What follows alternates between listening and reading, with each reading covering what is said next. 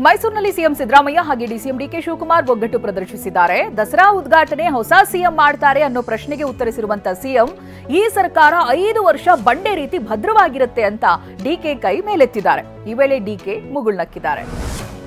ಸುರ್ಜೇವಾಲಾ ಬೆಂಗಳೂರಿಗೆ ಬಂದಿರೋ ಬಗ್ಗೆ ಪ್ರತಿಕ್ರಿಯಿಸಿದ ಸಿಎಂ ಸಿದ್ದರಾಮಯ್ಯ ಸುರ್ಜೇವಾಲಾ ಬೆಂಗಳೂರಿಗೆ ಬಂದು ಅಭಿಪ್ರಾಯ ಕೇಳ್ತಾರೆ. ಏನ್ ತೊಂದರೆಯಾಗಿದೆ, ಸಂಘಟನೆ ಬಗ್ಗೆನೂ ಕೇಳ್ತಾರೆ. ಸುರ್ಜೇವಾಲಾ ರಾಜ್ಯ ಉಸ್ತುವಾರಿ, ಅವ್ರ ಕೆಲಸ ಅವ್ರು ಮಾಡ್ತಾರೆ ಅಂತ ಹೇಳಿದ್ದಾರೆ.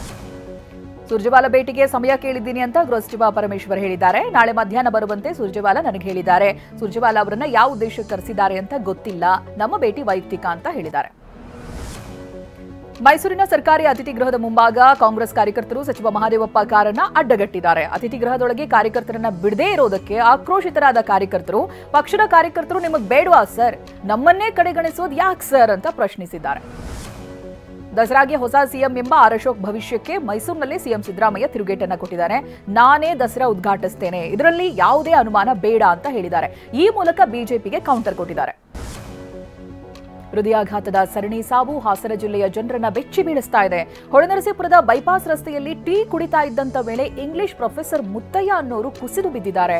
ಕೂಡಲೇ ಅವರನ್ನ ಆಸ್ಪತ್ರೆಗೆ ಕರೆದುಕೊಂಡು ಹೋಗಲಾಗಿದೆ. ಅಷ್ಟರಲ್ಲಿ 58 ವರ್ಷದ ಮುತ್ತಯ್ಯ ಸಾವನ್ನಪ್ಪಿದ್ದಾರೆ. ರಾಜ್ಯದಲ್ಲಿ ಹೃದಯಾಘಾತ ಪ್ರಕರಣಗಳು ದಿನೇ ದಿನೇ ಹೆಚ್ಚುತ್ತಾ ಇದೆ. ಆದರೆ ರಾಜ್ಯಾದ್ಯಂತ ಸರ್ಕಾರಿ ಆಸ್ಪತ್ರೆಗಳಲ್ಲಿ ಕಾರ್ಡಿಯಾಲಜಿಸ್ಟ್ ವೈದ್ಯರ ಕೊರತೆ ಕಾಡ್ತಾ ಇದೆ. ಚಿಕ್ಕಮಗಳೂರು ನಗರದ ಮಲ್ಲೇಗೌಡ ಜಿಲ್ಲಾಸ್ಪತ್ರೆಯಲ್ಲಿ ಹೃದ್ರೋಗ ತಜ್ಞರೇ ಇಲ್ಲ. ಹೀಗಾಗಿ ಚಿಕಿತ್ಸೆ ಸಿಗದೆ ರೋಗಿಗಳು ಪರದಾಡ್ತಾ ಇದ್ದಾರೆ. ಖಾಸಗಿ ಆಸ್ಪತ್ರೆಗಳ ಮೊರೆ ಹೋಗ್ತಾ ಇದ್ದಾರೆ. ಇನ್ನು ರಾಜ್ಯದಲ್ಲಿ ಅದರಲ್ಲೂ ಹಾಸನದಲ್ಲಿ ಸಂಭವಿಸ್ತಾ ಇರುವಂತಹ ಸರಣಿ ಹೃದಯಾಘಾತದ ಕುರಿತು ಮೈಸೂರಿನಲ್ಲಿ ಸಿಎಂ ಸಿದ್ದರಾಮಯ್ಯ ಪ್ರತಿಕ್ರಿಯೆ ಕೊಟ್ಟಿದ್ದಾರೆ. ಹೃದಯಾಘಾತಕ್ಕೆ ಕಾರಣ ಏನು ಅಂತ ಪತ್ತೆ ಹಚ್ಚಬೇಕು, ಕಾರಣ ಪತ್ತೆಯಾದ ಬಳಿಕ ಪರಿಹಾರದ ಬಗ್ಗೆ ನೋಡಬೇಕು ಅಂತ ಹೇಳಿದ್ದಾರೆ. ಹಾಸನ ಜಿಲ್ಲೆಯಲ್ಲಿ ಹೃದಯಾಘಾತ ಪ್ರಕರಣಗಳು ದಿನೇ ದಿನೇ ಹೆಚ್ಚಳವಾಗ್ತಾ ಇದೆ. ಈ ಹಿನ್ನೆಲೆಯಲ್ಲಿ ರಾಜ್ಯ ಆರೋಗ್ಯ ಇಲಾಖೆಯಿಂದ ಟೆಕ್ನಿಕಲ್ ಕಮಿಟಿಯನ್ನ ರಚನೆ ಮಾಡುವುದಕ್ಕೆ ನಿರ್ಧಾರ ಮಾಡಲಾಗಿದೆ. ಆರೋಗ್ಯ ಇಲಾಖೆ ಪ್ರಧಾನ ಕಾರ್ಯದರ್ಶಿ ಹರ್ಷಗುಪ್ತಾ ನೇತೃತ್ವದಲ್ಲಿ ಕಮಿಟಿ ರಚನೆಯಾಗಲಿದ್ದು 10 ತಜ್ಞರು ತಂಡದಲ್ಲಿ ಇರ್ತಾರೆ. ಮೊದಲ ಬಾರಿಗೆ ಜೂನ್ ತಿಂಗಳಲ್ಲಿ ಭರ್ತಿಯಾಗಿರುವ ಮಂಡ್ಯ ಜಿಲ್ಲೆಯ ಕೃಷ್ಣರಾಜಸಾಗರ ಜಲಾಶಯಕ್ಕೆ ಸಿಎಂ ಸಿದ್ದರಾಮಯ್ಯ ಬಾಗಿನವನ್ನ ಅರ್ಪಿಸಿದ್ದಾರೆ. ಬಳಿಕ ಕಾವೇರಿ ಪ್ರತಿಮೆಗೆ ಪೂಜೆಯನ್ನ ಸಲ್ಲಿಸಿದ್ದಾರೆ. 90 ವರ್ಷಗಳ ಇತಿಹಾಸದಲ್ಲಿ ಮೊದಲ ಬಾರಿಗೆ ಕೆಆರ್ಎಸ್ ಜಲಾಶಯ ಜೂನ್ನಲ್ಲಿ ಭರ್ತಿಯಾಗಿದೆ. ಕೇರಳದ ವಯನಾಡಿನಲ್ಲಿ ಮಳೆಯ ಅಬ್ಬರ ಹಿನ್ನೆಲೆಯಲ್ಲಿ ಕಪಿಲಾ ನದಿ ಉಕ್ಕಿ ಹರಿತಾ ಇದೆ. ಇದರಿಂದ ನಂಜನಗೂಡು ತಾಲೂಕು ಹುಲ್ಲಳ್ಳಿ ಹಾಗೆ ರಾಂಪುರ ನಾಲೆಗಳಿಂದ ಹೆಚ್ಚು ನೀರು ಹರಿದು ಭತ್ತದ ಬೆಳೆ ಕೂಡ ನಾಶವಾಗ್ತಾ ಇದೆ.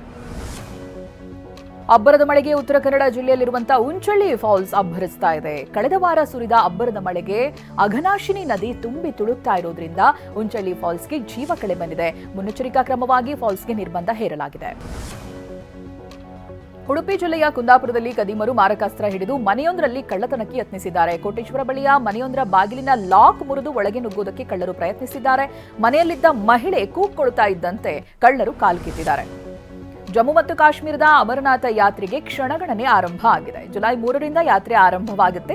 ಬಿಗಿ ಬಂದೋಬಸ್ತ್ ಕೈಗೊಳ್ಳಲಾಗಿದೆ. ಪ್ರಮುಖ ಮಾರ್ಗಗಳಲ್ಲಿ ಚೆಕ್ ಪೋಸ್ಟ್ ಅನ್ನು ನಿರ್ಮಿಸಲಾಗಿದ್ದು 24 ಗಂಟೆಗಳ ನಿಗಾ ವಹಿಸಲಾಗಿದೆ. ಆಂಧ್ರಪ್ರದೇಶದ ಐತಿಹಾಸಿಕ ಶ್ರೀಶೈಲಂ ದೇವಸ್ಥಾನದ ಪ್ರಸಾದದಲ್ಲಿ ಮಿಡತೆ ಪತ್ತೆಯಾಗಿದ್ದು ಭಕ್ತರು ಹೌಹಾರಿದ್ದಾರೆ. ದೇಗುಲದ ಪ್ರಸಾದ ಲಡ್ಡುವಿನಲ್ಲಿ ಸತ್ತ ಮಿಡತೆ ಕಂಡಿದೆ. ದೇವಾಲಯದ ಕಾರ್ಯನಿರ್ವಾಹಕ ಅಧಿಕಾರಿಗೆ ಈ ಸಂಬಂಧ ದೂರು ಕೊಡಲಾಗಿದೆ.